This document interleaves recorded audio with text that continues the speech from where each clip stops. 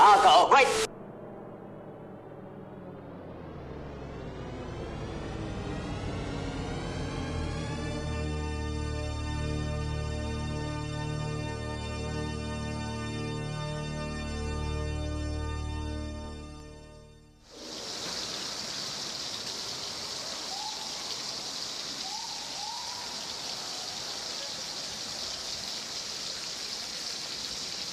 Yo, let me get the gyro combo and get extra hot sauce on that. With Bernie out here scalping tickets? What's going on here? Rick out here. Jeez.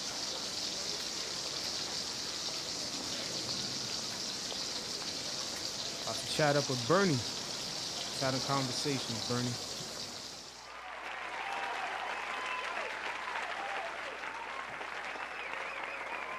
What up, what up, what up, what up, what up, what up, what up, what up, what up, what up? This is your guy, Marcellus Ease. What up, my fellow Knicks fans? Happy Sunday. No snow. A lot going on right now. It's kind of crazy.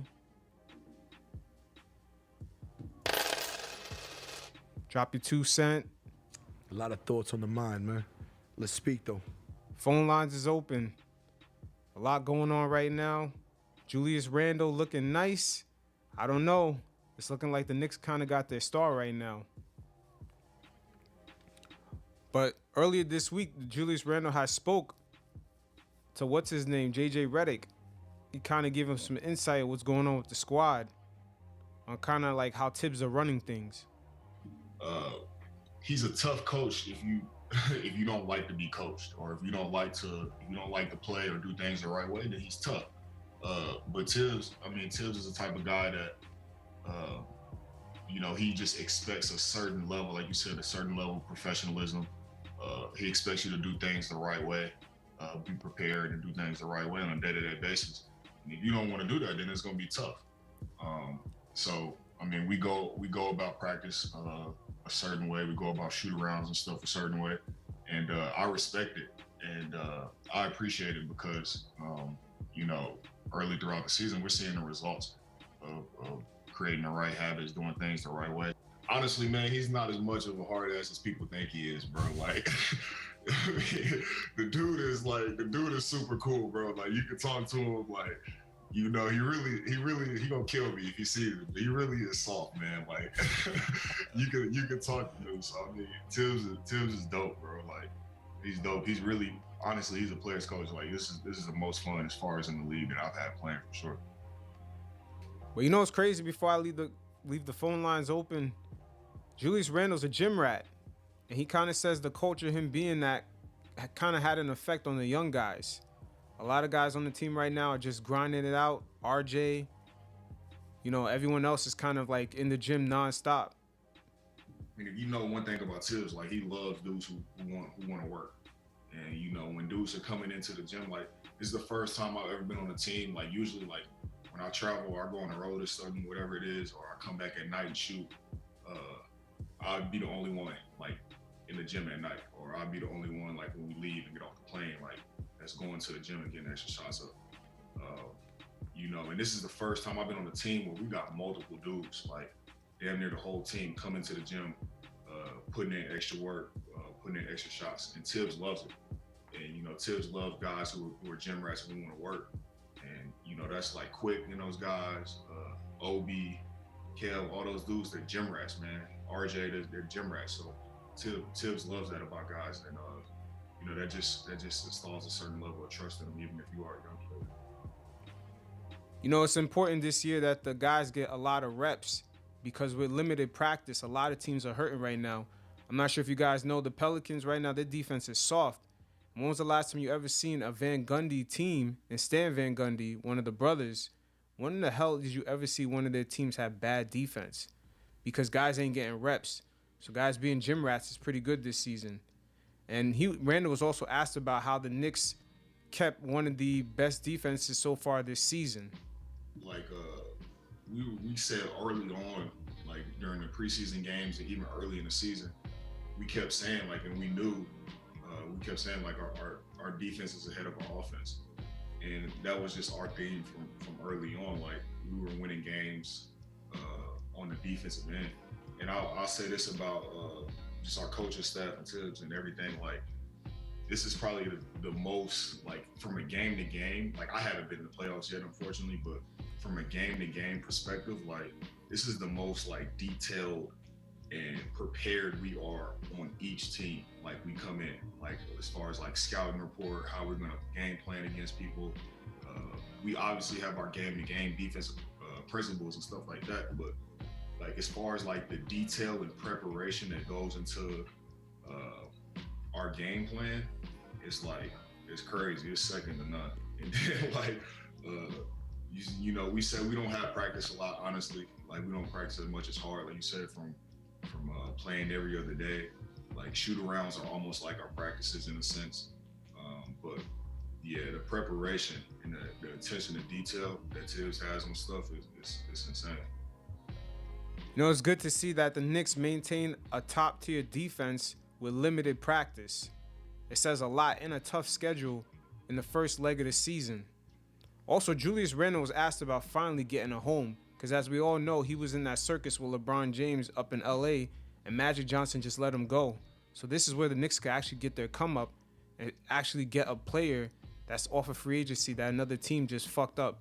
Like how we normally used to mess up when we let go of Trevor Ariza and other guys, and other teams end up picking up these players and just they end up doing their thing. But Julius Randle was also asked about his input on the coaching hire, which I thought was mad interesting, because the Knicks, strategically, Leon Rose was trying to get guys to get the best out of Julius Randle. Yeah, it's funny, man. Funny story. Cause like when when we were going through the whole, you know, process of like hiring the coaching staff and all that type of stuff, Wes called me. He was like, you know, like, what do you need? And I was like, what do you need to be, you know, the player that you need to be? What do you need to be to get to that level? And I was like, I need a coach who's gonna push me and hold me accountable first off. And you know, when Tibbs got the job, I thought it was a perfect fit. And I mean, like you said, not to knock any coach that I've had before. I played for amazing coaches who I still have an amazing relationship with. Luke, I have an amazing relationship with Alvin, and all those guys. Like, all those guys were necessary for the time in my career. And for me, I crave like Tibbs' coaching, him pushing me, challenging me. Because I know it's coming from a good place. Like, we want to win. And I kind of feel like we're one and the same person. Definitely getting Julius's old coach and Kenny Payne is definitely paying dividends for the Knicks. And right now, I'm telling you, the Knicks are really prepared and going into the right direction. And also the young guys this season, lucky for them, with Tibbs, they actually have a coach that has a game plan for every single team and is prepared every single night. And that's something that Julius Randle talked about, how he didn't have that early on in his career. And also RJ didn't have that in his first season. And it's really helping the young guys this season. That's why they're playing so well.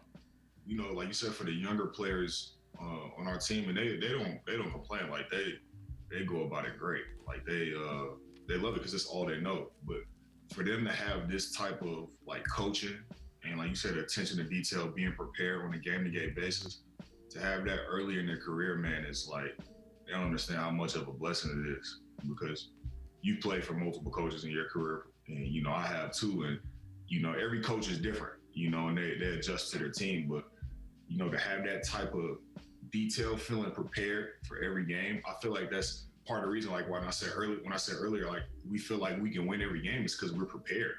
Like, we feel like we know everything that's coming, and we feel like if you know, we stick to our game plan and do what we need to do, we're gonna win the game. It's definitely something that we haven't had in a long time, and this season we could clearly see the direction the team's going on. They look prepared every night, and they look confident as hell. So right now, overall, with Julius Randle, man, it's good to see that he's having a great season. Like I said, phone lines is open. You guys hit up the link in the description below. Put in your email. The number will come up. Holla at me. 8th Avenue Conversations. Let's talk over it, man. Let me know what's on your mind. A lot of thoughts on the mind, man. Let's speak, though.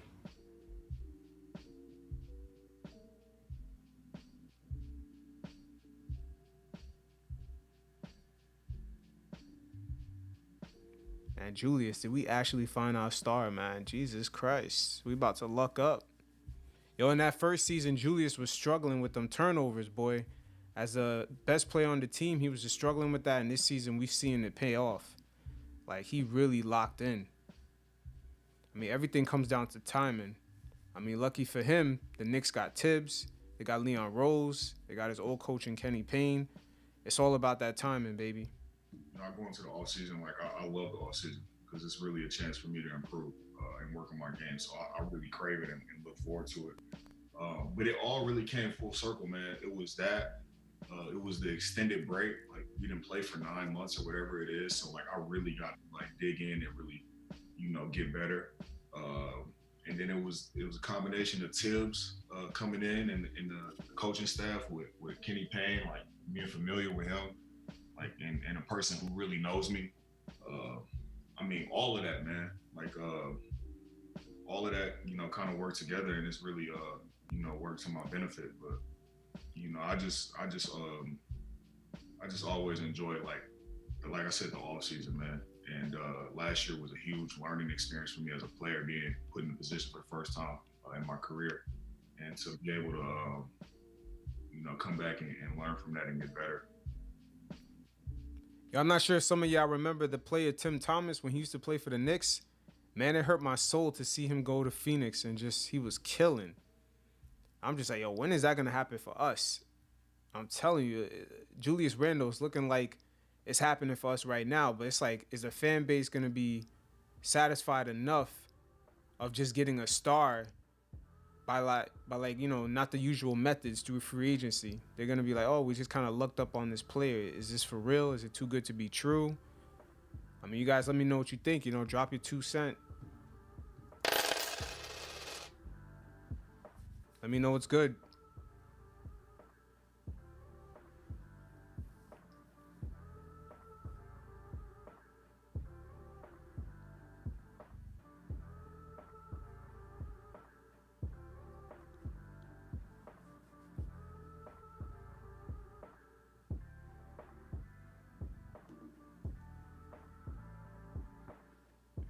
Man, let Bernie know what's good, man. Bernie about to get a hot dog with us, man. Bernie knows brick out here.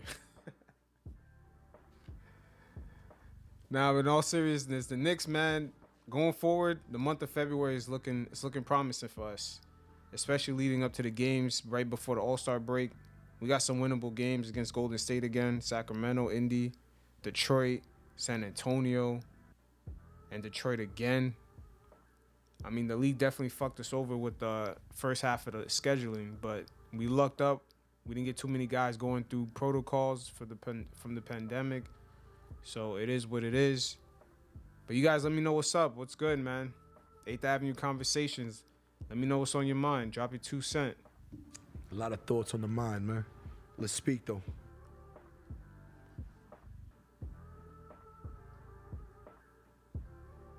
Once again, the number's in the description below. Once you put in your email, the number will pop right up. Give me a call. Let me know what's up.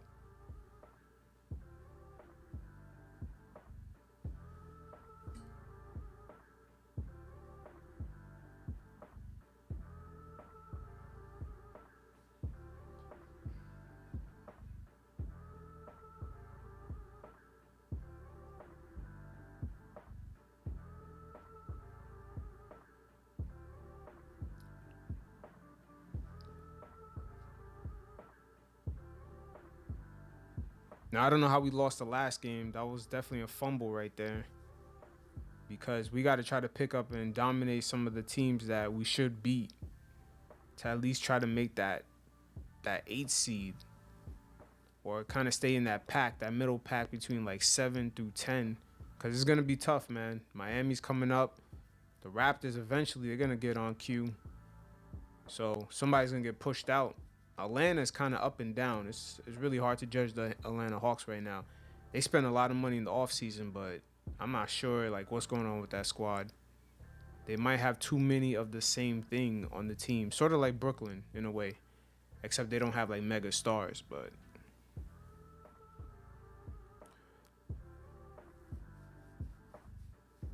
also just let me know if you guys also think, does tanking really even work in today's era? With the league changing the rules, they don't like teams tanking. I guess it's hurting their ratings. They kind of switched up the rules, and it's just, unlucky for us. The year that we should have had the first overall pick, they changed the rules, and we end up falling into number 3. So right now, just tanking to take a mega lottery shot into getting a player, and at the same time, the players are coming into the league extra young. They take a lot more time to get more polished.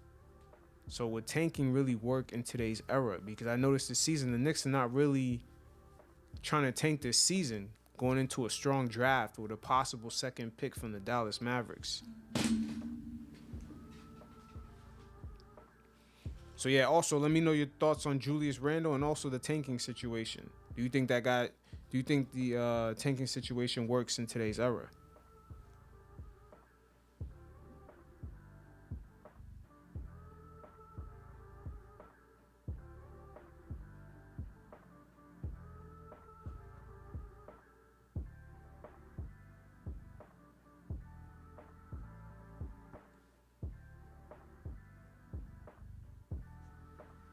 Ha, no name. We got snow tomorrow. This shit is endless, man.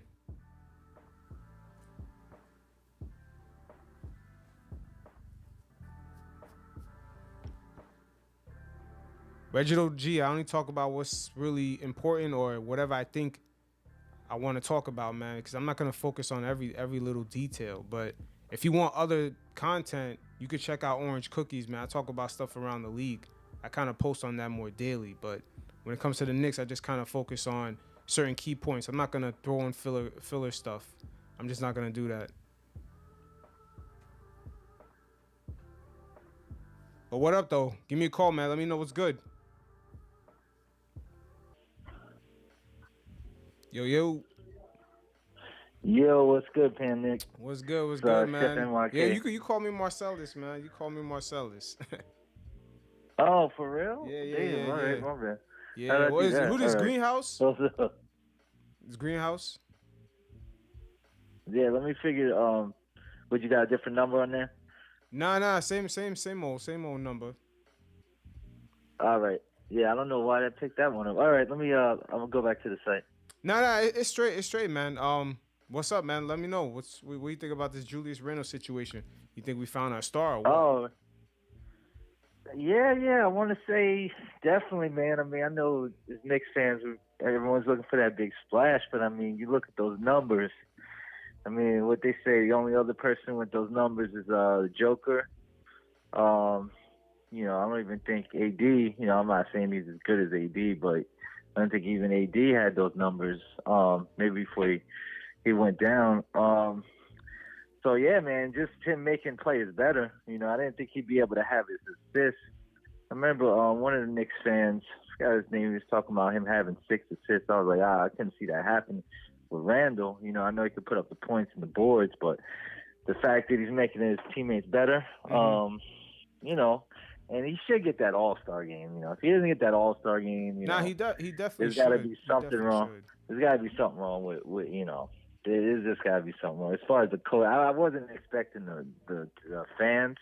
Not that we don't have enough fans, but I just didn't expect that. But as far as we definitely have enough fans. The coaches. We have enough fans to get them in. Yeah. But it's it's as if they're gonna vote for him because they end up voting for the guys with the bigger names. But going back to Julius Randle, man, just his performance, I think really it's gonna be easier to judge him if the Knicks are winning games. You see, if he's putting up those good numbers and we're winning slightly more games than we're predicted to win, then it looks slightly better. But if we're losing and he's putting up numbers, then he's gonna kind of be like in that Kevin Love situation in Minnesota where guys are putting up mega numbers, but they're not even making a budge for the team to even make the playoffs. So it's kind of hard to judge it. The team kind of has to be more successful. With him putting up numbers, then it's an impact. So I think that's really that's how I'm looking at it. I'm just like, let's just win some more games. If he's putting up numbers, we're winning games, and this could really be some shit. Oh yeah. And I people say the 7th seed or whatever, but I was thinking just with the East. I mean, I know it's hard to predict it early, but I was like, they gotta I said they had to at least get that play in, man, because it just looked bad. I mean, even if we weren't doing as good as we are, it just looks bad for them to have a play-in tournament. And I keep on saying this. Some people like you're crazy, but I think honestly that play-in tournament was kind of for New York. I mean, for us, because you think about it, just helps the league. You sure it wasn't for with Zion, us man? having that playoff money? You know, it's a lot of revenue. You know what I mean? So for us to not even make that 10th, I was like, we got to do that. But now I could easily see us. I mean, we're at 7 right now at not full capacity because I don't feel like the team is at its peak yet. So, I mean, if they could get solidified like a 5th or 6th seed, I mean, you got to give it up to them because that's crazy. Nah, fifth or 6th seed is definitely going up there. I mean, Randle could get a big payday if the Knicks make it up there because then they'll be swimming in the pool with teams like Indiana or even Miami if Miami gets back on their P's and Q's. But that bottom tier, we should be swimming with teams like Cleveland, the Hawks, Toronto, kind of looking from the outside in. We should be swimming around there because that's basically where we're at right now as far as we in our rebuilding phase. But I don't know, man. Going back to Randle, man. It's just like I just think he could get a big payday if they see the impact as far as like the win column. Yeah, no, I agree with that. And just his overall game. I mean, we all know it. I mean, I'll speak for myself. I'm sure I know you watch all the games, but it's not easy to watch all the games. But I mean, I've literally had the league pass. Probably haven't missed a game for I can't remember. Maybe when I was back in college, I might have missed some games. Mm-hmm. And even then, I would go to the home games because I was at CW Post on Long Island, so I'd try to catch some home games. But right now I haven't seen a team play to this ability. You know what I mean? For a while, and I just feel like having a guy like Randle and just what he's been doing with that 3-point shot too. That's another thing. Yeah, that's I didn't think he'd be able to get to the point. I mean, now you don't even think he's gonna miss it. At least me personally, when he shoots that, you kind of feel like it's going in. So him able to stretch the floor, and he just took his game to a whole nother level. He was giving Tibbs a lot. Well, you had the audio up. I mean, he's giving Tibbs a lot of credit, but you could tell he's putting that work in. Yeah, and that Kenny Payne hire is also pretty good for him. The Kenny Payne hire is really paying dividends right now.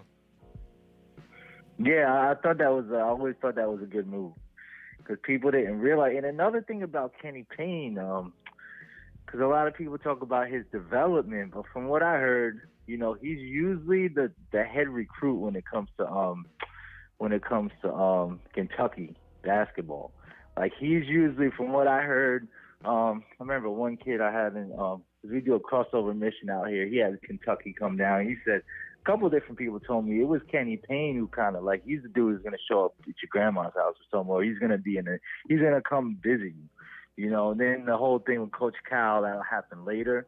I mean, I guess Coach Cal goes to a lot of like the Jordan Classics, and he'll, all the coaches go to those games. Mm-hmm. But that's another thing people don't. As much as he is a development, I think he's one of those guys you kind of have in the room. Maybe not with the bigger free agents, but maybe with some other players. So he's got a lot to offer. Yeah, definitely. And we see it being clearly working right now.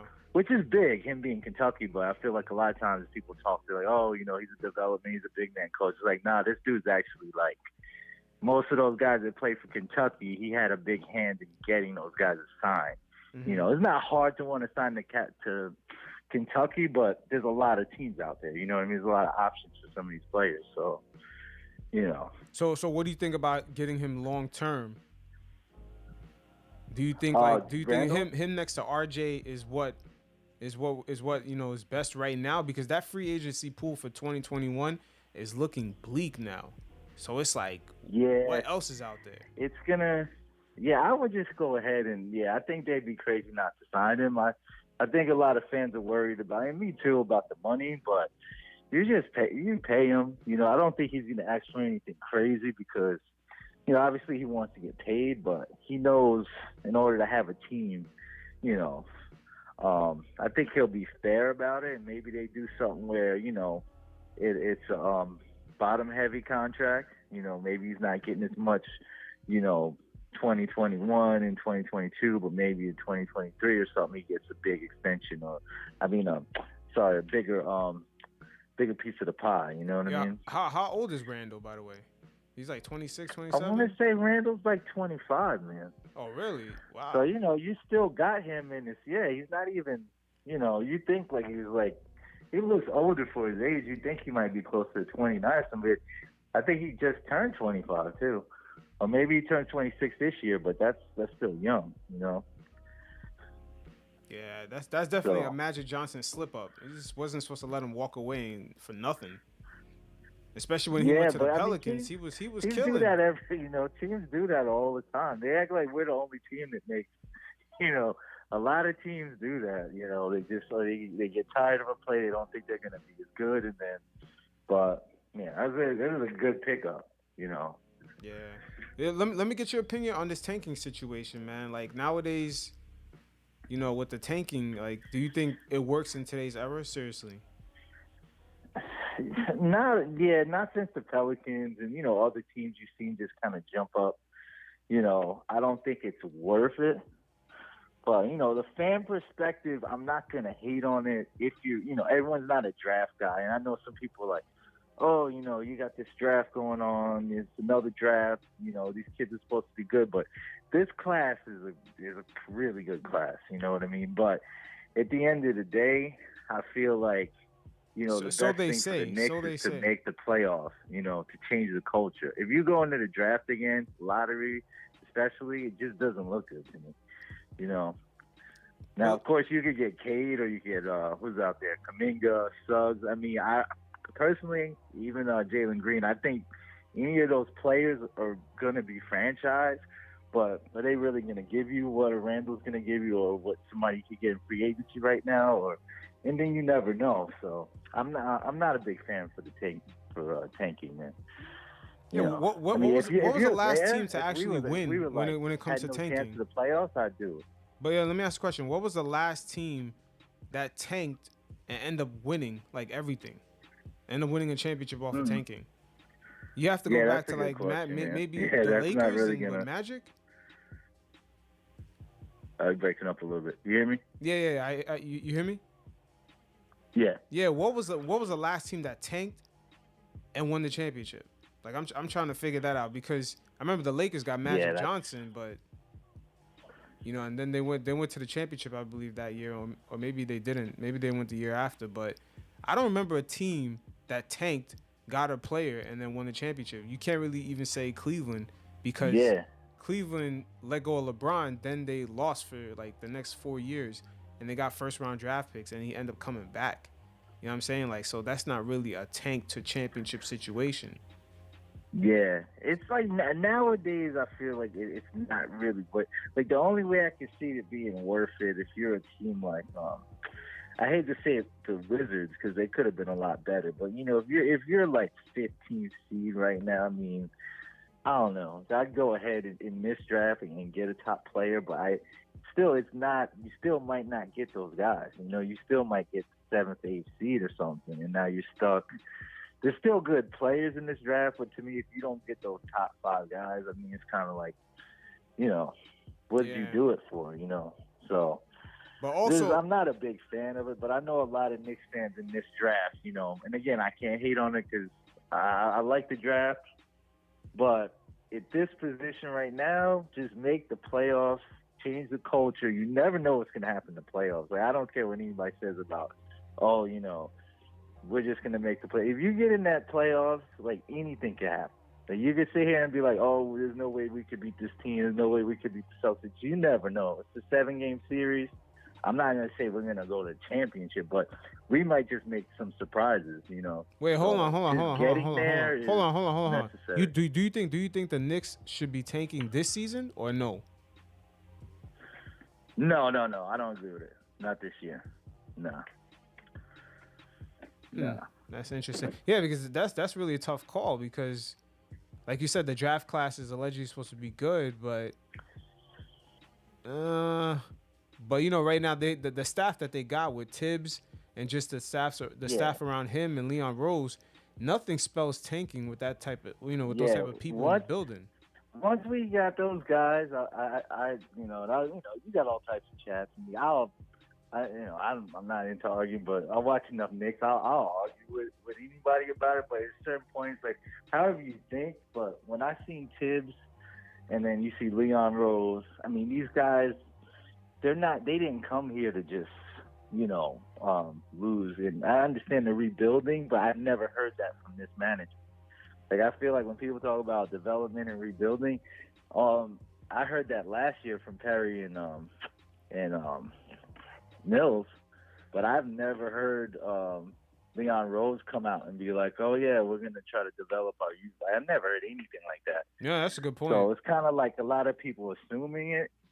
But when you look at Tibbs, I mean, does he look like a guy who wants to come here and not make the playoffs? And then you look at Leon Rose, I mean, this guy's basically a super agent. It's not like he has fringe players. All his players are top guys. So he's used to being successful. I mean, it still takes time, but I never seen them trying to take even now with this Beal trade, like people are like, oh, we might stand pat. I feel like they're not going to give the farm away, but if they have a chance to make a splash, they're going to make a splash. Like, yeah, they're not going to sit around and wait till next year or but another another thing with the tanking is that there's a major, generational gap with not even that many years in between players. Like you look at what happened with Kyrie in Boston with Tatum and Jalen. There's like a clash between certain players of like, depending on what point they're at in their careers. Like Kyrie already won a championship. Jalen Brown and Tatum trying to establish themselves in the league, maybe make an all-star team.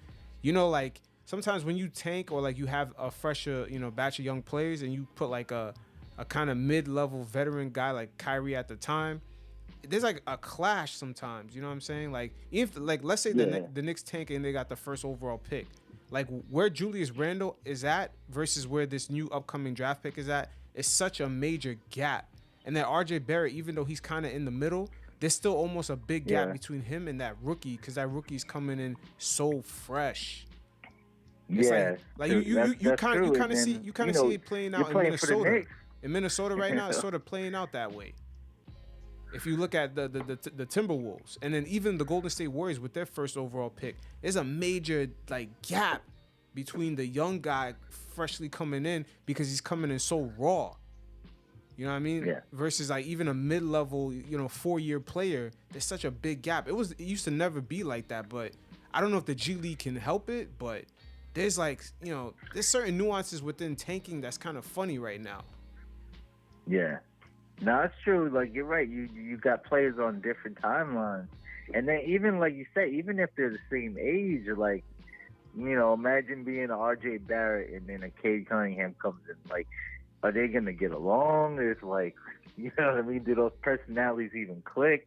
Like, I know everyone's like, go for Cade or, say fade for Cade or whatever. But, I mean, I don't even know if those two guys really fit together like that. You know what I mean? I mean, it would be a dynamic backcourt, don't get me wrong. But, I mean, if it doesn't work, or, if RJ feels like, oh, this guy's going to come and take my shine or whatever, it's difficult when you, like you said, there's so many different elements when you're dealing with that draft, Yeah, like you were saying earlier, if the Knicks somehow got Bradley Beal, let's just say somehow they got him, like RJ didn't really even establish himself in the league yet, so he's sort of kind of trying to take over like the Knicks wing position. Like, I'm the dominant guy, but Bradley Beal comes in, he's gonna chuck up at least like 28 shots or 25 shots a game. Like, there's gonna be a clash there. And then Bradley Beal's like, how dare you try to step over me? I've been in the league for like almost 9 years. You know what I'm saying? Like, there's it's kind of funny when you have young players. Like I said, with Kyrie and the Boston Celtics, a lot of people should pay attention.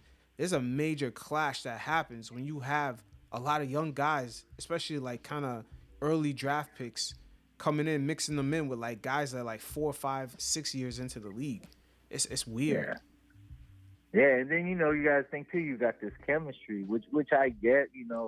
I'm a fan for that, but I just feel again like you got to look at who you're dealing with, and you look at you got the Worldwide West in there too. I mean, this guy, because I was thinking the other day, I don't think he's ever worked for an NBA team, like had an official job, but he's had an impact on some of the biggest trades. So you think like him actually being affiliated with a team, you think he's not gonna make a big trade? You know what I mean? Like I just don't see these guys sitting around, especially when there's available players. You know, like I wouldn't be surprised to wake up and hear we acquired Beal. Now I understand, like people worry about the farm, giving up the farm, but they don't strike me as those type of guys either. It's gonna be like, yeah, you might get RJ or you might get Mitch, but you're not gonna get like some fans are like, oh, if we get Beal, we gotta give him RJ, Mitch, Obi, first round pick. It's not gonna be a fleece, Mm-hmm. Well, if we make that deal, we're gonna make a deal that works for us, And another thing with the draft picks, I feel like if I'm a team, that's what I want more than anything. I'll take a player, but like if you got first round draft picks, I feel like that gives us a lot of leverage, and the fact that you probably have more than two teams involved. You know what I mean? Mm-hmm. So now let me throw a monkey wrench at you. What if the Knicks don't even try to go, let's say, for a trade or anything like that? Let's just say they're trying to make a push this season to get at least in the middle of that pack.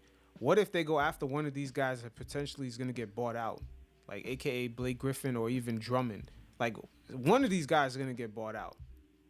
And even DeMarcus Cousins, now he's out. And now we have Mitch Robinson, he's out for a couple of weeks because, his injury. Are the Knicks going to try to, look at some of these guys that got bought out and try to bring them in? Or is it going to, present a new clash, like because Mitch is in a contract year. Yeah, I think I think they're keeping their eyes on it. I just never really thought like that center position is the biggest deal for this team, but talent wise, it does help us out. Like I feel like DeMarcus Cousins could for the money. I mean, and I think he's a Kentucky guy too, so you can't. That connection has already been established. Mm-hmm. So I wouldn't mind it, but like you said, you got to be careful because Mitch is coming back. It's 4 weeks, but 4 to 6 weeks, but that's not that long of a time when you think about it. And he's already had the surgery, so do you really want to bring in a center who's gonna want time? Like I know Drummond's gonna want time. DeMarcus Cousins, I still feel he'll probably want time, but he probably knows he ain't gonna start. But I wouldn't put it past him though to make a small deal like that, but it just depends if it's how much is it gonna help the team. You know what I mean? I mean, and shit, again, they already did it for Rose, like for Derrick a guy Rose. like a Worldwide West. I feel like in Leon Rose, I feel like I could see him making a small trade because we obviously did the Derrick Rose thing, but I feel like those guys are just they're really ready to make a big move if they can, like a bigger move, but. Yeah, but that free agency class is depleted, man. Like after Giannis signed, it was basically just a domino effect. Everybody else signed their extensions, and the 2021 class now is just really Kawhi Leonard, and he'll probably re-sign. It's just that's pretty much it. It was a bunch of names, and it just went down to Kawhi Leonard. It's like, damn. Yeah, like you said, it was kind of like a domino effect. That's why I keep on mentioning the Beal trade, and then I wouldn't be surprised Oladipo. I'm not sure if they're willing to give up much for him. I feel like Houston will want a lot out of that trade, but that's definitely another guy that's on the move. But again, like you said, you have a good right now we're in a good place, so you don't want to do a panic sale, But I feel like if an opportunity comes up where we could snatch a guy like a Beal or a borderline all-star player or all-star player, we'll probably try to make that move. Yeah, because at some point it's interesting. Yeah, because at some point, if RJ makes that next step, the Knicks they can't really look behind and keep drafting younger guys than him. They're gonna eventually have to start getting more polished guys to surround him with. Because if he makes a next step this year and then next year again, it's like at some point mid-season next year, you got to start putting better pieces around him. You can't keep putting these 19-year-old kids around him. Like it's not gonna work. I agree too, and then you look at the fact that I mean, how many young guys do we have? There's you got Quickly, he's looking like a player. RJ is looking like a player. Mitch, I feel like there's stuff he needs to do, but he definitely stepped up this year. I think Obi's gonna be fine. I just think he's more of a fast-paced player. Tibbs doesn't play that fast, so I don't know if they could figure out a second unit or just. I feel like with his work ethic, Obi's gonna be good. So you have a bunch of guys, and then the jury's out on Knox with a lot of people, but I feel like management still values him. So he might. I mean, at that point, how many young players do you need on a team at that point? You know what I mean? And you still have. We're still gonna have. I doubt we'll give up both of these draft picks in any deal. Even if we do, we have second round picks. So it's like it's just a lot of. I don't know how many. I just feel like a lot of Knicks fans really value these picks, and it's like at this point, like why not just use them as an asset? Like, what are you doing with all of these young players now, and then going to get more young players? And I get it, like the talent level in this draft is pretty high, but so they say. They always say that. You know what I mean? Like, how high could it really be if everyone's coming in so raw? 19. I mean, yeah. look at the Warriors pick. He has no idea what to do most of the time on defense. So it's like these guys are coming in raw. Definitely raw. Yeah, it's like I don't know. Like at some point, because of the landscape. It's just the free agency landscape right now. It's not really that promising. So it's like either the Knicks are gonna work them phones and just cut a deal, do a trade, or they're gonna take advantage of some of these guys that's gonna get bought out. Like especially Blake. Yeah. At some point Blake is gonna get bought out. Yeah, I can see that happening. Pretty soon with the Pistons, and then you got Drummond, you got Cut. I think Cousins is definitely that. They said that's pretty much a done deal. He's gonna be out of there. Oh yeah, he's out of there.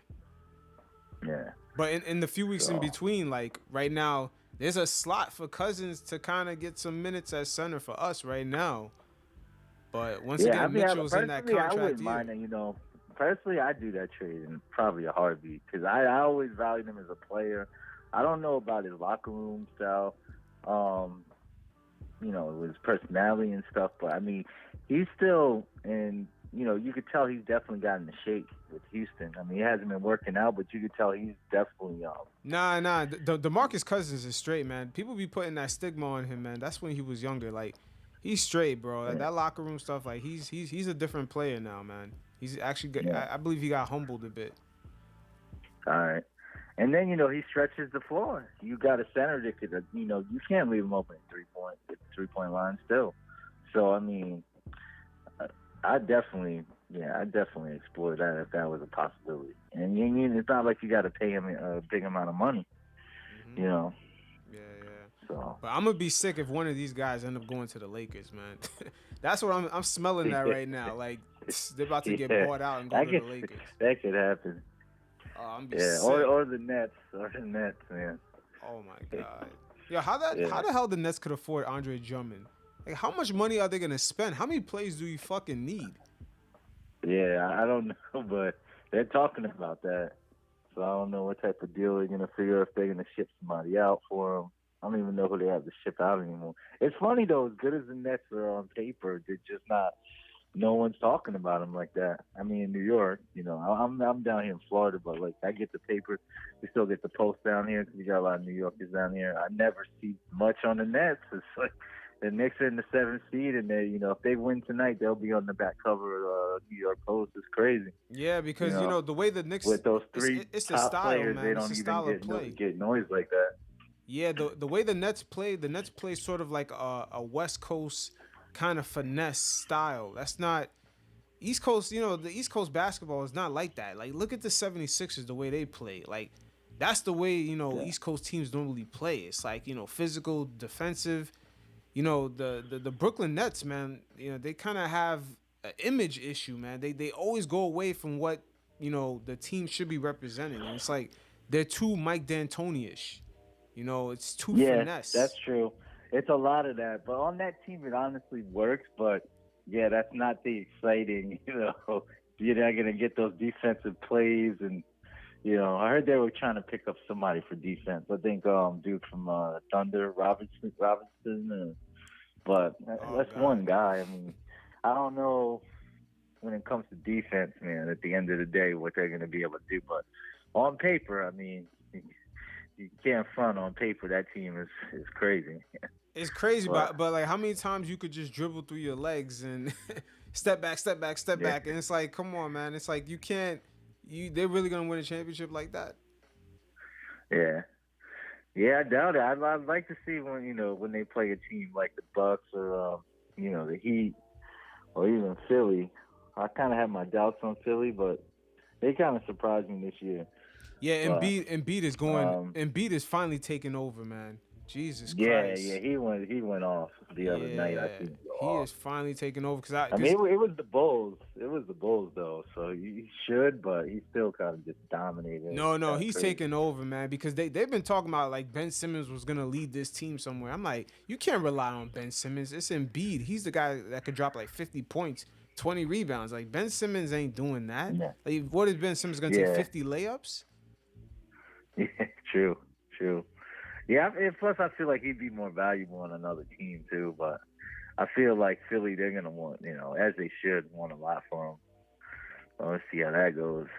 Yeah, but what do you think about tonight's matchup against the T-Wolves, man? That's a very winnable game because that team is another team that's like, the T-Wolves is what I imagine if the Knicks just keep getting, top picks and have no direction. Like if Steve Mills was still around, that would be our team. We would have like a bunch of top picks and with no direction.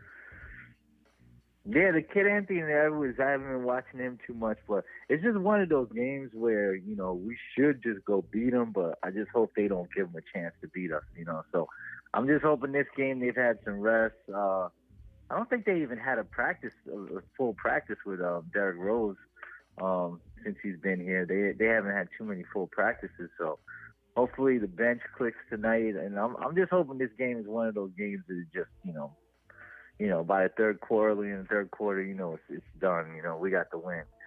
So I'm hoping they do that tonight and don't even play with these guys. Yeah, most teams this season, haven't had a full practice at all. Position. Yeah, like most teams this season, no full practices. Like it's getting real difficult for some of these teams. That's why you see a lot of teams like shooting crazy percentages because defensively, like teams that don't have enough reps, man. It's a weird season. Like I played the sound bites earlier. You heard Randle talking about it. Like guys just got to be in the gym nonstop because they're not really practicing like that. Yeah. No, it was cool. He said, I heard that on your soundbite too about how the guys are gym rats, and he said, mostly we got a lot of young players anyway, but he mentioned Obi and even Kevin Knox. I'd like to see Kevin Knox get some more time, but we'll see what Tibbs does. But it's good those young guys, they're self motivated, quickly, and RJ Barrett, they're in the gym. And everybody's not into that, They'd be good players, but they're not going to be in the gym all the time. So that's a good thing about our team. You could kind of see it. Like somebody was saying the other day, they looked tired. I think it was just their legs, but I feel most of the times I watch these games this year, you don't see our guys getting all winded and sweating to crazy. They seem like they're used to putting a lot of time in practice. So hopefully that continues. And then we'll get wins over teams just based on that extra effort, that extra win. Yeah, so. Yeah. What do you think about what's his name? Julius Randle talking about how Tibbs actually has a game plan, like a real game plan, detailed game plan per team every single night. Like he said that's something that, this is the first time in his whole career that he's had he's been in a situation where the coach is disprepared. And he says it's really helping the young guys on the team. What do you think about that? Because I don't think the Knicks ever had something like that. Yeah, it hasn't been like that in ages, man. You know what I mean? Because I think that was a big thing last year. It's like, what's Tisdale do? Not to bring him up, but so to have a coach that always, he's a student of the game. That's the thing with a guy like Tibbs. Like he's just all about basketball. So not to say other coaches aren't, but and then you could tell he has his staff where he's got the Kenny Bryants and he's got the Kenny Paynes and he's got the Bryants and the other guy. I heard he's big in the film, Adam Greer or whatever. I heard that guy's big in the film. Mm-hmm. So he's got a lot of different we got. You look at this coaching staff. Some of the people I never heard of, some I have, but it seems like it's a good mix of everybody. Yeah, And I was there's a telling that guy to on the somebody the coaching other staff. day. Wait, hold on. There's a guy in the coaching Yeah. staff. What's his name? He's out of Utah.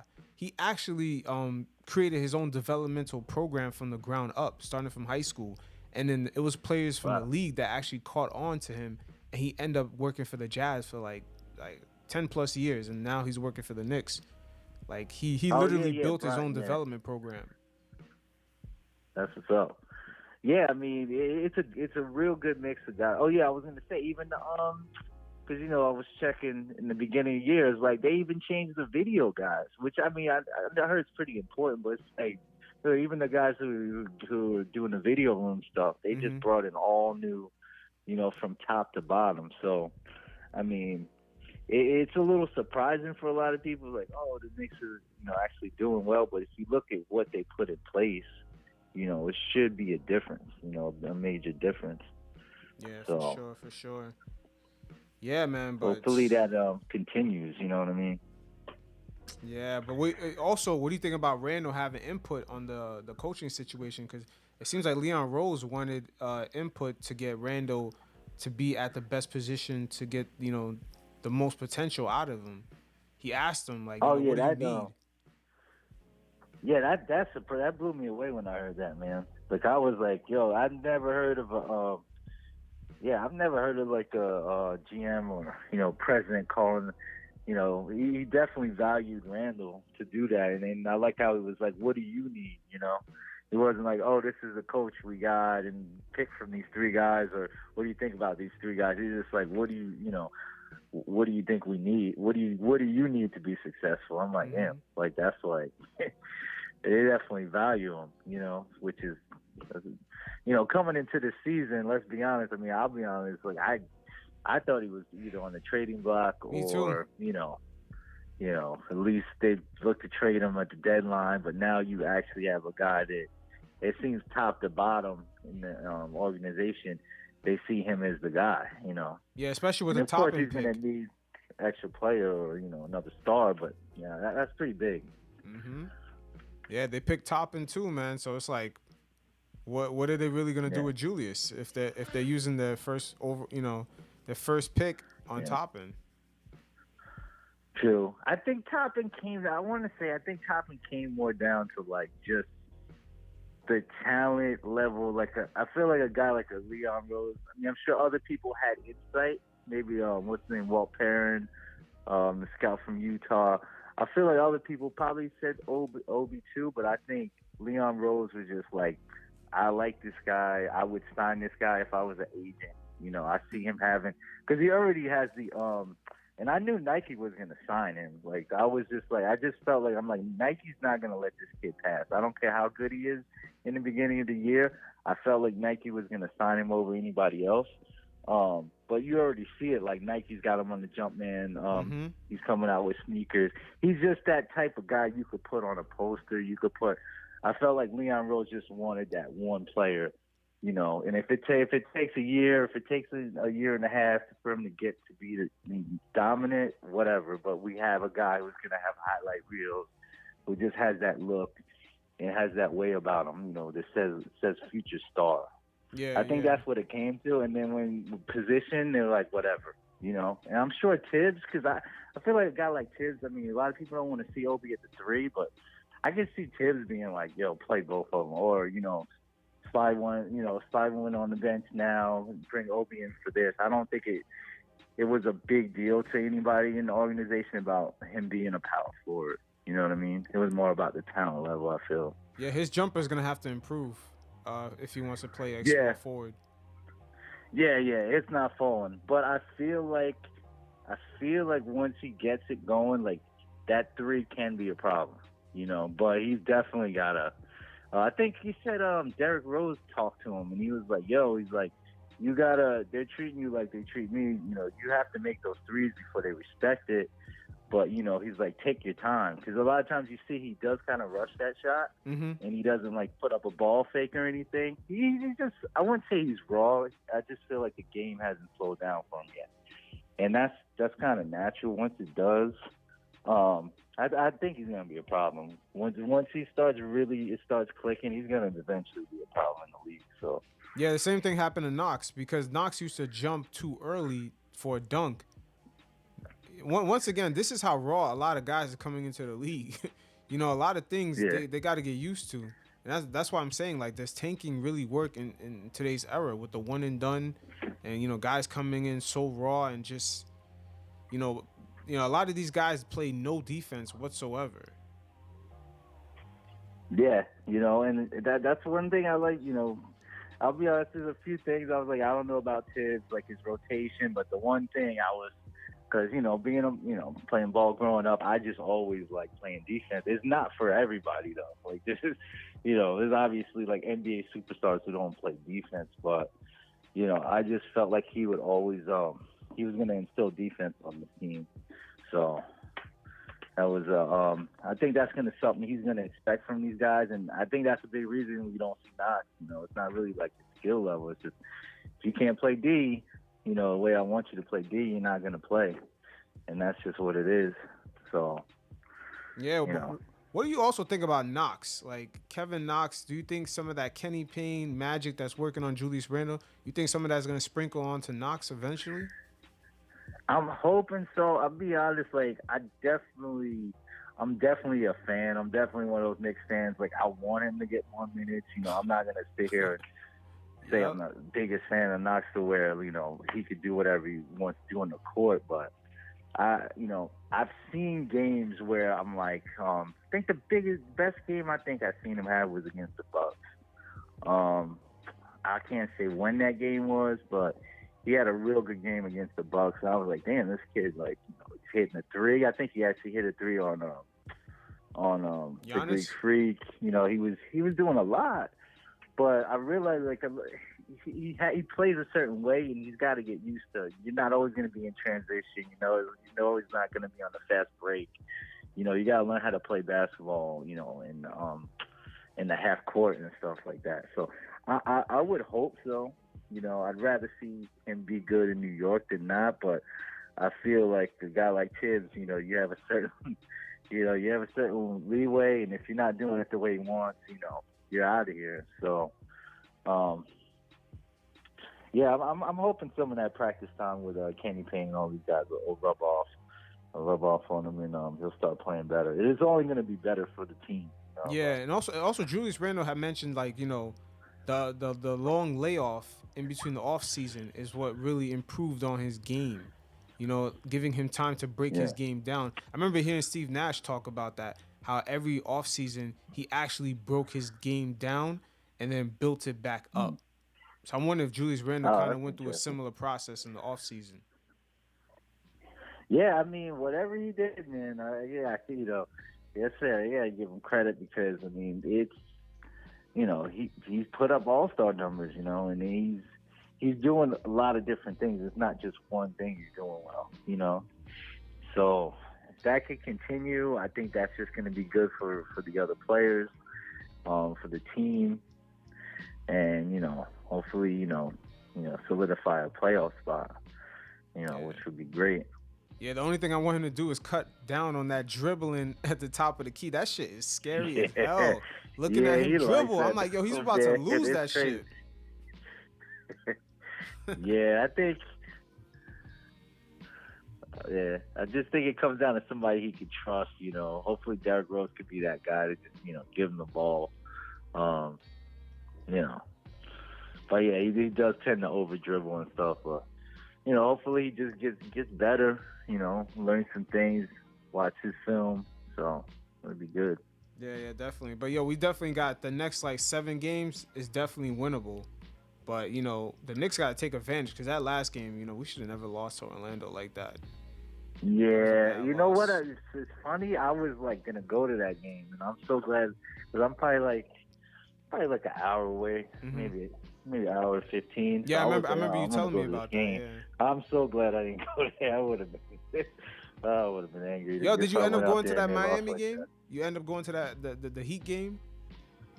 The last Nah, time. I didn't go to that one either. Nah, I didn't go to that one either. Yo, Jimmy So Butler. I might go to this next Heat game because they got another one coming up. So I'll probably try to go to that one. Yeah, Jimmy Butler got to get Academy Award, man, for that last time we played him. He was faking, yeah, man. that was this year. Jimmy boy. Yeah, that was crazy. Oh man, that guy's a fucking character. Yeah, he is. Jimmy he is. boy. But yeah, that was crazy. And I thought we had that. I was like, oh, we're gonna beat this. We're gonna get this one. But yeah, RJ missed that clutch they layup. are that good. Like I hate to say it because it's the Heat. I grew up, living down South Florida. Mm-hmm. Obviously a lot of Heat fans, but I grew up hating the Heat, and I was like, and then my grandparents moved to Miami in like '87, so I would always rock my Knicks stuff. So I get into it.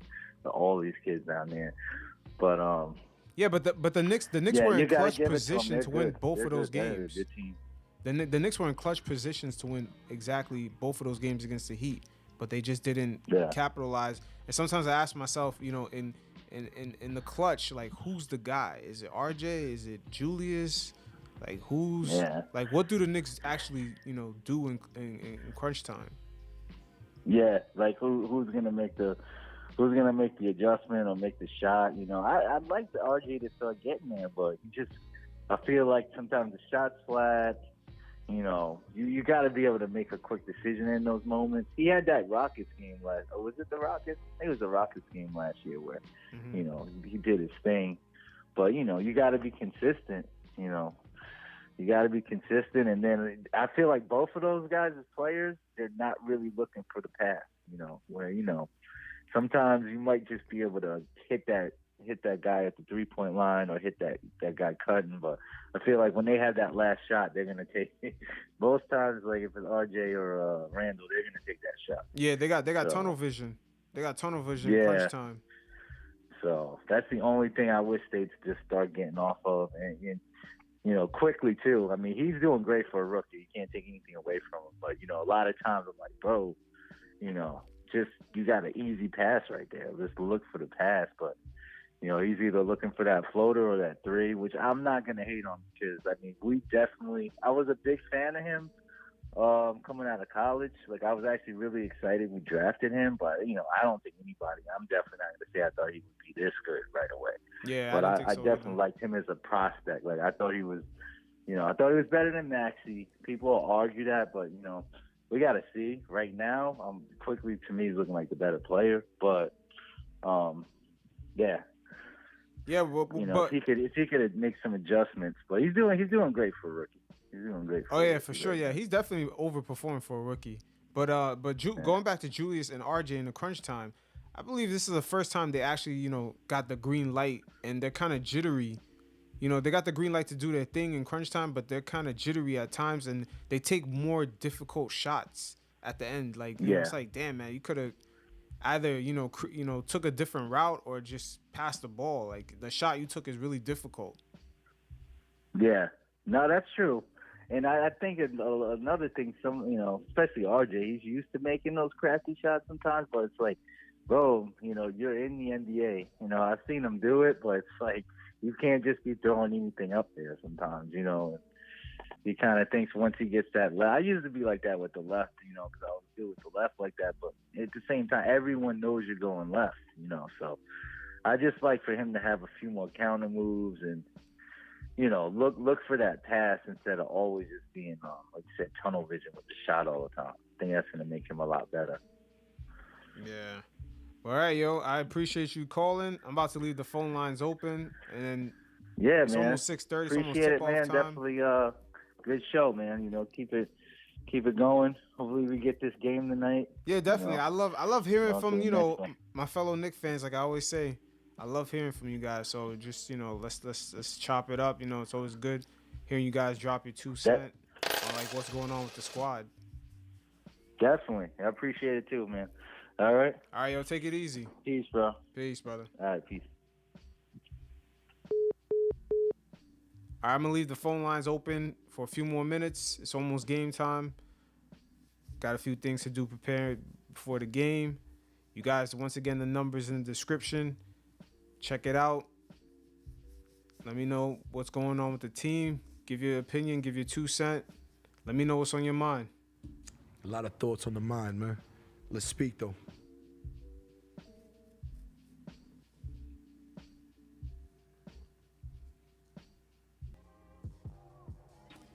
Yo, May 4th, what up, man? This guy be leaving the OD paragraphs, man. I appreciate it, though. I be trying my best to go through all your stuff, man. You be leaving them essays, man, in them comments. Damn, May 4th be leaving them gems in the chat. Speaking facts. Yo, May 4th, you stay dropping the gems in the comments, man. Sometimes I be seeing that shit look like an IRS letter, man. That shit be long as hell. I be reading that shit though, man. A lot of good info you be dropping. All right, y'all, I'm gonna leave the phone lines open for 5 more minutes. Once again, the link is in the description below. Put in your email, link, the number will pop up. Give me a call, drop your 2 cents, and let me know what's good.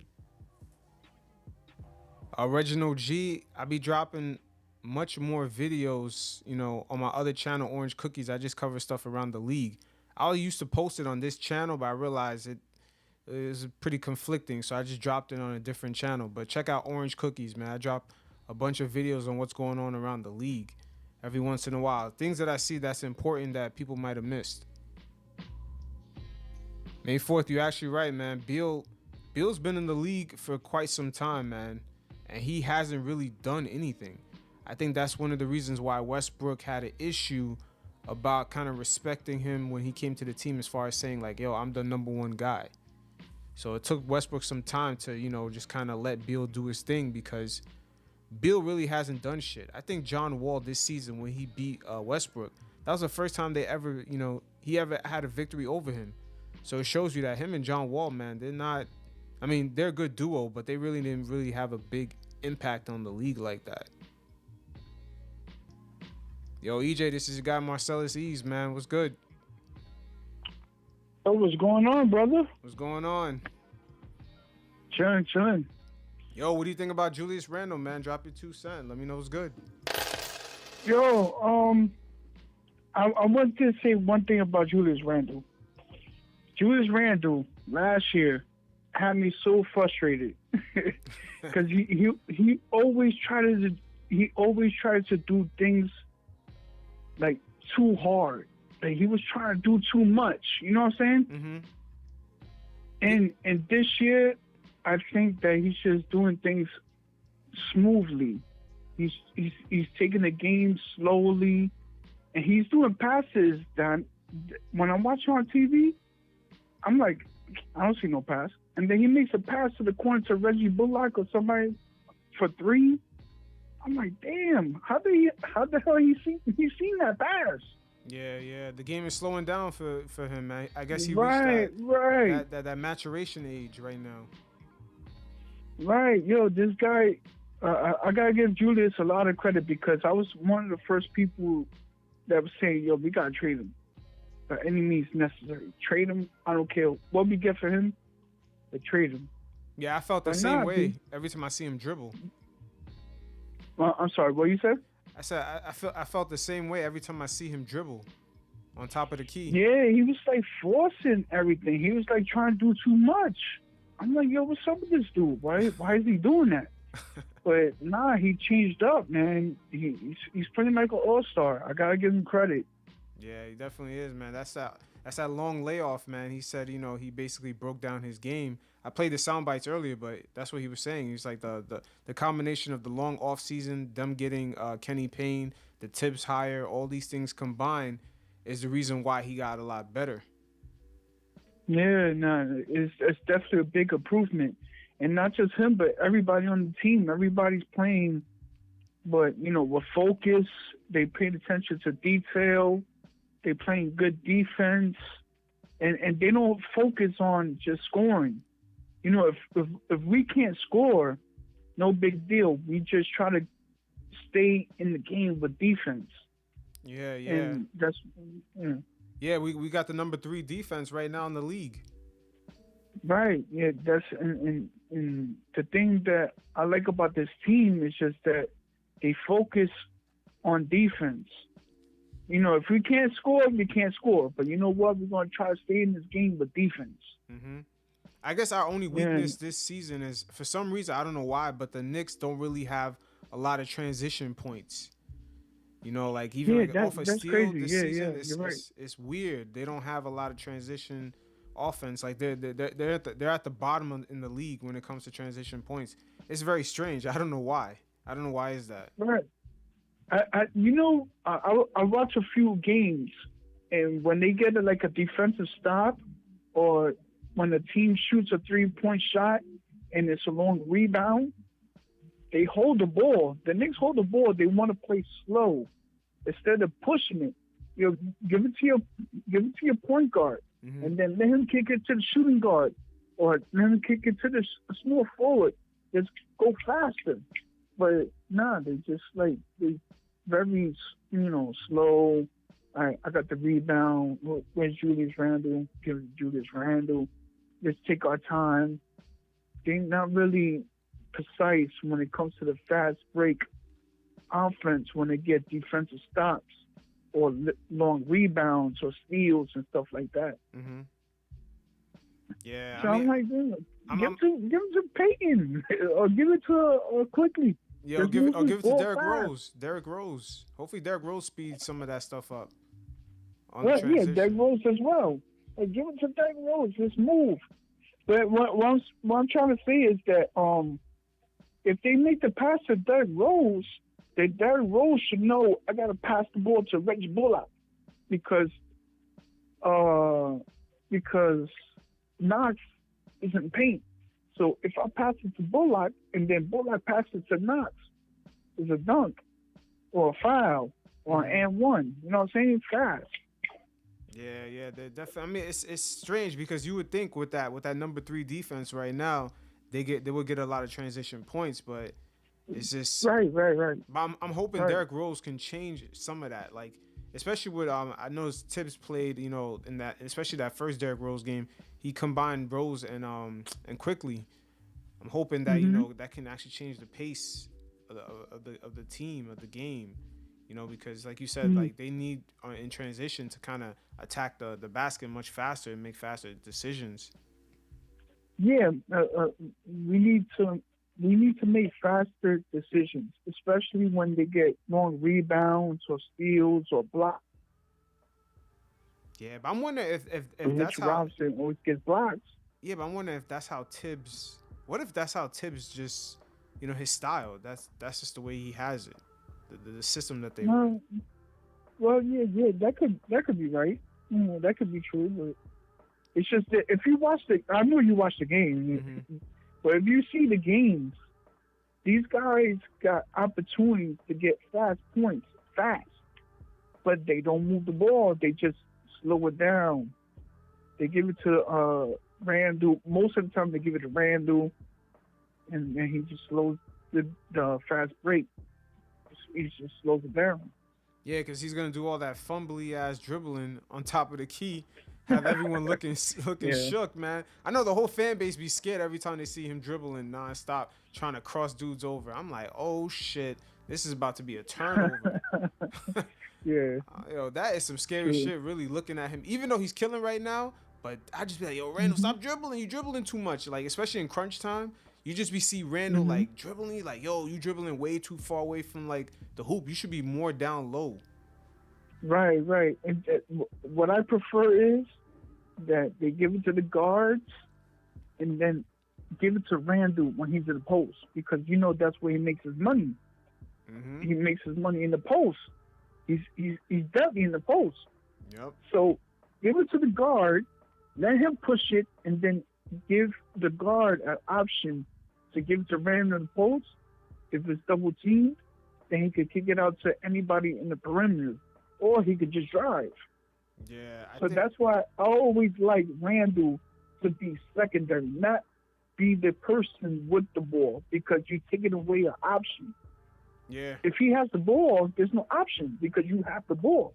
That's a good point. Be the person off the ball, so the guards, whoever's bringing up the ball, could say, you know what, I got Randle here. If not, I got somebody in the perimeter, or I could take it myself. So there's 3 options. But if Randle's bringing the ball up, now you're only giving 2 options to score. I think You know what I'm saying? Yeah, what you're saying completely makes sense. But I think this is where Derrick Rose could possibly alleviate Randle from doing that, because if you look at before Derrick Rose got there, they had Quickly as an option, but he doesn't really have the crossover skills to like go, get in the lane like that. And then they had Alfred Payton. When he does get in the lane, he's not a threat to score. So I think that's why they went out and got Derrick Rose, because once he penetrates, he's a threat to score, and he can make that additional pass. But the only issue with Derrick Rose is that he could probably only play like hard at least 20 to 25 minutes a game. Yeah. Without being a liability on defense. He's scared to get hurt. I think he doesn't want to get hurt again, so he takes his time. He goes full speed, and then he just relaxes because he doesn't want to get hurt. I think, I don't know if that's the case, but I think that's why he plays like that. Yeah, I mean, I don't blame him, man, because I thought everyone thought his career was done. Like the way he got hurt so many times, just like, damn, everyone felt bad for Derrick Rose, because it's like we saw him killing. He used to kill us when he was on the Bulls. Oh yeah, he was a beast. Yeah. To kill us, but I still think it was a good play for the Knicks to go out and get him, because once again, Alfred Payton, he does his thing as a point guard, but he's sort of like a game manager. He's not really a threat to score, even though once he goes in the lane, he has probably like an open floater or jump shot. He's not a good finisher at the rim. He was like that in Orlando. Just he doesn't really finish at the rim like that. Yeah. Like that's the real issue with him. Yeah, I'm kind of happy with Peyton, because you could see that he's trying to be aggressive, and he takes advantage, especially when he sees that there's no big centers or there's a small point guard on him. He takes advantage of that situation. He's like, you know what? I could beast on these guys now, because there's no guard that's going to be bigger and stronger than me, and there's no center that's going to be able to stop me. And he goes in. That's why he has those big games, I think, because he recognized the situation, like, oh, I could take advantage now. Yeah. But yeah, you're right though. You're right. He needs to be more better driving to the basket if that's going to be his bread and butter. He does not finish. I mean, that was a major issue. He used to get benched over that in Orlando. Like his finishing skills was not that good.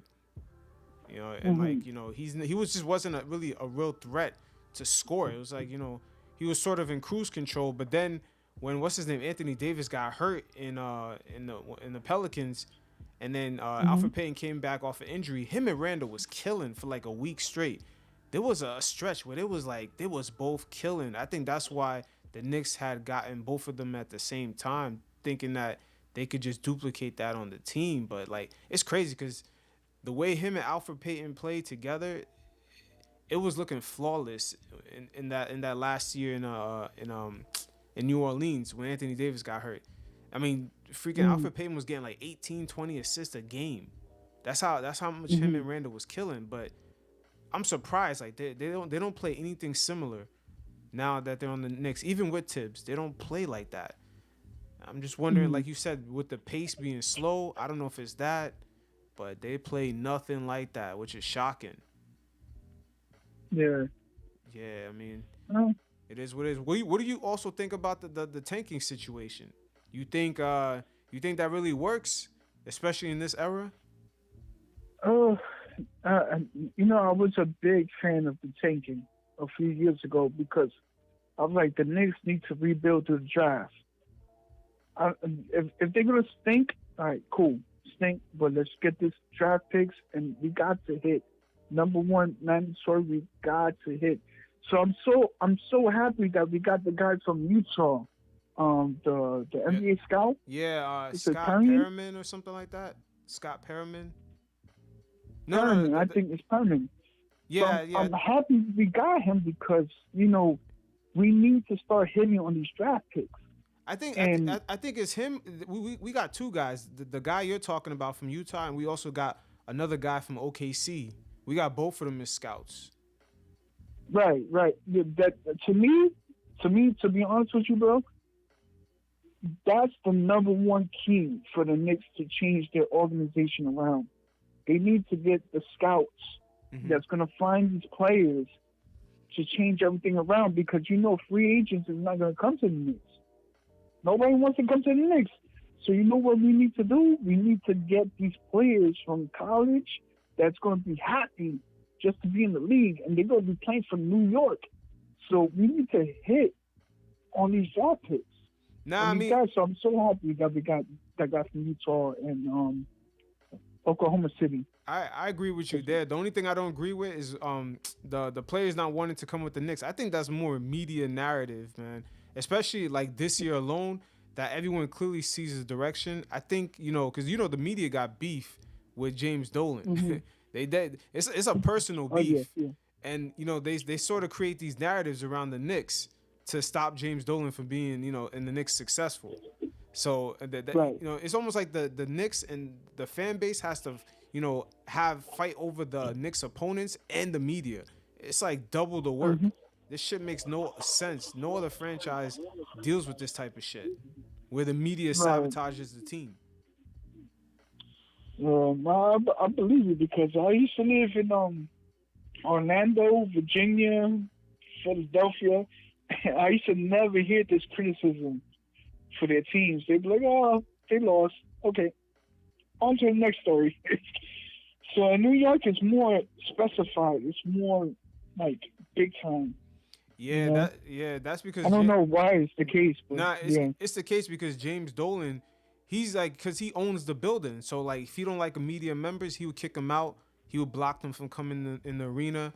So they took that personally. You know how the media is, man. You attack one of them, they're gonna come after you on some like Illuminati shit. They're gonna come after you, and that's they basically do that to James Dolan. They sabotage the Knicks because they don't want him to be successful. Like when you think about even this year, the Knicks got we got the 7th pick or 8th pick.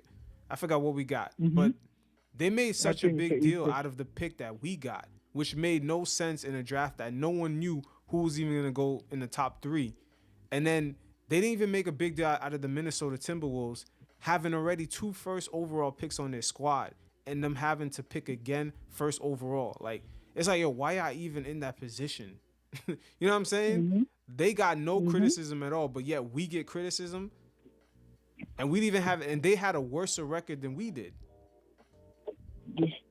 That shit didn't make any sense to me. So I'm like, everything is like aimed at Dolan. Some of the fan base buys into it, but it's like, yo, they personally have a beef with this dude. Like the people, especially the Daily News, whoever used to work there, they probably work at ESPN, and they still beefing with dude. Like they have a personal, beef with this guy. What's this guy's name? I forgot his name now. But he worked at Daily News, and he's currently working for ESPN. Because I've seen him on the TV show where I forgot the damn show now. But yeah, he works for ESPN. He had beef with James Dolan. Yeah, there's a lot. Believe it or not, there's a lot of them. Like Max Kellerman is another one of them. He said that he worked at a media company and James Dolan tried to silence them. Like, yeah, man, they take that personally, man, and they switch up and they make their attacks. It's not necessarily about the Knicks team. It's really about Dolan, but the team end up suffering because of it. That's the real story. Yeah. It's not really the Knicks is like in a conundrum. It's like, yo, they're sabotaging. And it's kind of messed up because you see, even though right now the Rangers are not doing too good this year, but the Rangers been doing good, and James Dolan is the owner of the Rangers. So, it's not that he's a bad owner and the Rangers can't do good because he's the owner. They've been doing good. So that's all bullcrap. You know what I'm saying? Yeah. I mean, at the end of the day, like, how many guys have you seen came to the team and it's like they never got love around the league until until they got until they played for the Knicks. Like, they got love around the league, but the love was different when they came to New York. They're like, wow, this is some like extra shit. Like, players' eyes be getting all glossy and shit when they talk about the Knicks. Like, come on, you see Amari, you see even Austin Rivers, man. He's like, wow, like, yo, like, dudes want to come here, man. They want to come here. Man, You remember Michael Beasley? Yeah, like dudes want to come here, man. Derek Williams. Yeah, but They come to the team and they do good for a while, and people are like, wow, this guy is awesome. You know what I'm saying? Mm-hmm. So New York fans recognize when you tried your best and you put your foot in and you come out with full effort. They recognize that, you know. Yep. Look at Jeremy Lin. Like they try to duplicate Jeremy Lin, yeah. They try to duplicate the Lin sanity in other cities, man. Even in Houston, they have the Chinese market in Houston. They try to imitate New York Lin sanity. Never even came close to it. Mm-hmm. Never came. That's how much the franchise has like, you know, this kind of magical thing around the franchise. It's like it can't be duplicated. The players know that, but it's like at the end of the day, the players ask themselves, yo, they're going to scrutinize me because they're beefing with this dude, James Dolan. You know what I'm saying? Like you almost like a casualty. I don't understand that. That shouldn't be. I'm sorry to curse, but that makes no sense, man. Yeah, man. It really doesn't. You're going to become a casualty because of Dolan. Like the players like, fuck, man, I'm not going to be the fall guy because they're beefing with James Dolan. Yeah. It's like, damn. You know what I mean? So how you feel about everybody going to Brooklyn? You know, all the stars going to Brooklyn. I mean, you know, at the end of the day, those guys, you know, they're stars, but they're not really, you know, like, they're not really, like, trendsetters. You know what I'm saying? They're not, like, they don't really transcend the game like that. Like, as far as, like, the fan base having influence, they're nice. Like, Kevin Durant is probably, talent-wise, the most transcendent, but he's not influential or anything like that. He's not influencing guys like, oh, my God, Brooklyn. Like, nobody's thinking like that. You know what I mean? Like, they think that they have that power, but they really don't. Kyrie's skill set is crazy, but he's sometimes a bit quirky. Even though it probably comes from a good place, but he's sometimes quirky. But nobody's, you know, really like, oh, Kyrie, you know, put Brooklyn on the map. It's like, nah, not really. Like, if those guys were doing what they're doing at Madison Square Garden, the love for New York alone would block any type of negative media coverage they get. They wouldn't even care. They don't even realize. Realize how big it would be. Yeah, I just don't think. But you know, I don't think, you know, personally, they're not really built for it. Especially James Harden. They're not built to come here like that. James Harden is like, you know, he want to go to his little strip clubs afterwards. You know, some of these guys are low key, man. Like Kevin Durant, when he had mentioned Brooklyn, he kept saying low key. So right there, you already know what he wants. Like, he doesn't want to really be seen like that. He just wants to play ball and just be done with it. Like, but you know, being in New York is not like that. It's crazy because I'm a New York Yankee fan, and everybody wants to go to the Yankees because they want to be, you know, they want to be known. They want to be a part of the history. But I think with the Knicks, they don't have. To be honest, the Knicks don't have no history. They only won 2 championships in the 70s. So people are like, what the hell? I'm not going to play for that team. But if they was to bring the Knicks back, you know how big that would be? Nah, you know definitely would be big. But, I mean, the Knicks do have history because the city is a basketball city. Like, everyone really cares about the squad. Like, dudes will go around and cheer for, like, you know, the 5th guy off the bench because, you know, he brings in hustle. Yeah, like, you're right. Other franchises don't have stuff like that. Like, nowhere near that. Like, Steve Novak, he could tell you he probably got the most love when he came to the Knicks. He was like, other franchises, they didn't give 2 shits about me. You know what I'm saying? Like, it's the energy, man. The energy can't be duplicated. That's what I'm saying. These guys don't understand, man. They went to Brooklyn, and they don't understand. If you bring the Knicks back, that shit's gonna be big. It's gonna be big around the world because everybody knows New York. I don't care if you're in Japan. They gonna know New York. Oh, these guys is great. They play for Brooklyn. Yeah, they play for Brooklyn. But if they play for the New York Knicks, they're going to play, you know, even kids that don't watch the sport will be like, wow, that's New York. And Kevin Durant is one of the best players playing for New York. I got watch this. You know what I'm saying? It's like the Los Angeles Lakers. Yeah. It's the same thing. But playing for those franchises come with a pressure that not everybody's built for. And I don't think James Harden, Kyrie, or Kevin Durant. I don't want to say they're not built for it. I know James Harden ain't built for it. But I want to say Kyrie and Kevin Durant, they don't want to deal with that type of pressure. They don't want to just deal with the nagging parts of it. Because even look in Brooklyn, and nobody really pressed them like that for anything. They kind of created their own negative energy. Like, you know, Kyrie especially. It's like no one was really getting at you for anything, but you sort of created a scenario. Yeah. So it's like, but for the Knicks, you have to. There's a pressure on your shoulders, whether you like to admit it or not. You have to be there. Yeah, you gotta grind it out. There's no calling out. No days off. Yeah. You gotta be here. Oh my, can you imagine if Kyrie did what he did playing for the Knicks? Wow. Nah, that's gonna be big time. Wow. Big time. What's wrong with him? What's going on? Man, they would have found him. They would have found him on like the A train with a black eye, man. They would have found him homeless on the A train with a black eye. Yo, can you imagine that? Oh my God. Nah, you can't do that. They let him slide because the Brooklyn Nets, that's like sort of like a small market, you know, I don't want to say small market franchise, but that's secondary. Like a sister franchise, man. You know what I mean? Secondary franchise. Like, yeah, okay, go over there. Yeah. Yeah, but you know, at the end of the day, especially Kevin Durant, man, he tried to go out of his way and say, yo, the Knicks ain't cool. It's like, dude, you can't be telling New York City what's cool. Nobody looking at you thinking what's cool. They just look at you and say, yo, that dude is mad talented. But they're not saying, yo, I want to dress like Kevin Durant, or, you know, I like Kevin Durant's style. Nobody's saying that. Like, I don't know why Kevin Durant is going out of his way to say the Knicks ain't cool. That shit wasn't, you know, that shit was weak sauce. Yeah, that's true. You see the Emmanuel quickly. He's doing super good.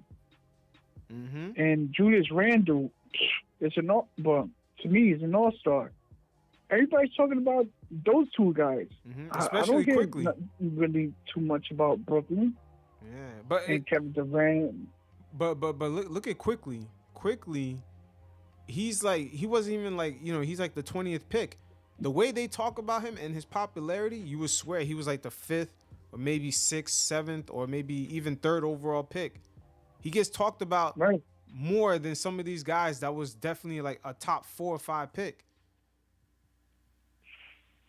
Right. You know, like his popularity is like, he gets way more love, and he's like, damn, I'm a 20th pick. I get more love than some of these guys that were like, especially that 5th pick or 4th pick that went to the Hawks. Like, people don't even talk about this guy. Yeah. Who was that? I don't even know. Like, they picked some really young dude. I forgot his name, but yeah, it's like, it is what it is. But yeah, but what do you think about the Knicks heading on tonight against the Minnesota Timberwolves, aka, you know, a bunch of first overall picks with no direction?